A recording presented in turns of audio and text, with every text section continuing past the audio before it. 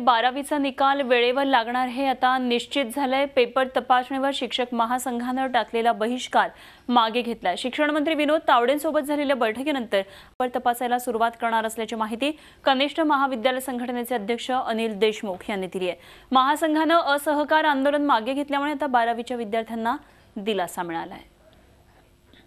शिक्षक महासंघाचं समाधान झालं असून ज्या मागण्यांच्या विषयात स्पष्ट आणि खुली चर्चा झाली त्यातल्या बऱ्याच गोष्टी मान्यही केल्या गेल्या। काहीची अंमलबजावणी लगेच सुरू होईल, काहीची एप्रिल-मे मध्ये होईल आणि त्यामुळे या महासंघाने हे असहकार आंदोलन आता मागे घेतलं आहे। त्यामुळे 12वीचे निकाल वेळेवर लागतील। विशेषतः 12वीच्या परीक्षांचं निकाल हा अनेक बाकी स्पर्धा परीक्षांशी जोडलेला असतो आणि त्याचं वेळेत लागणं महत्त्वाचं असतं। त्यामुळे 12वीच्या विद्यार्थी आणि पालकांमध्ये असणारं भीतीचं वातावरण आता नक्की दूर होईल।